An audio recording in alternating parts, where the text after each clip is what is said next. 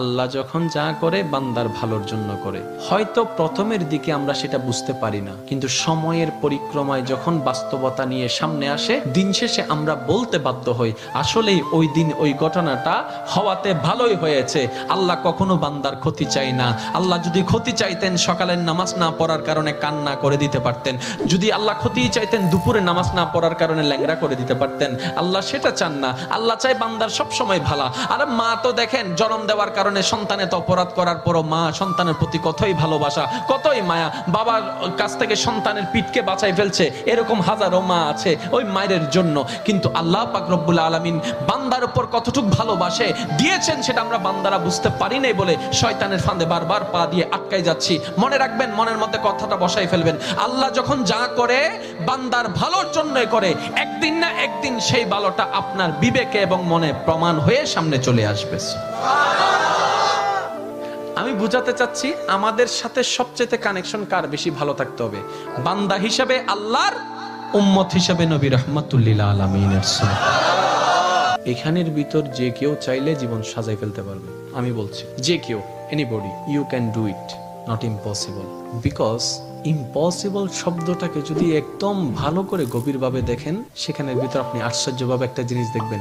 Impossible একটু যদি define করেন, ভাগ করেন, দেখবেন আই এম পসিবল। ইম্পসিবল, পসিবলকে আলাদা রাখেন, আই এম কে আলাদা রাখেন। I am possible.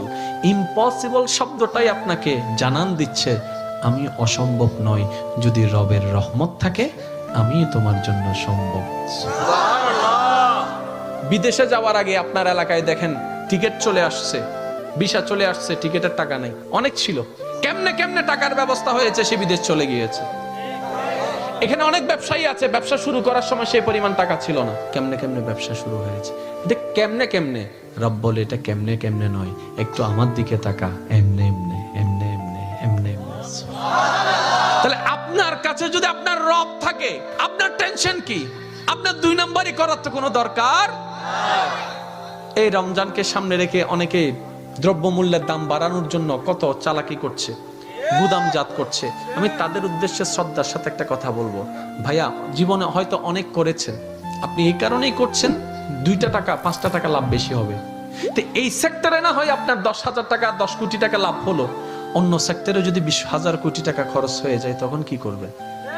কারণ জগতের মানুষ সবাই জানে যে অন্যের জন্য গর্ত করে সে গর্তে সে নিজেই পতিত হয়, এই কথা নিয়ে কারো কোনো দ্বিমত নেই। যে অন্যের কষ্টের কারণ হয় সে নিজের জীবনে কষ্টকে দাওয়াত দেয়, এই কথা নিয়ে কারো কোনো দ্বিমত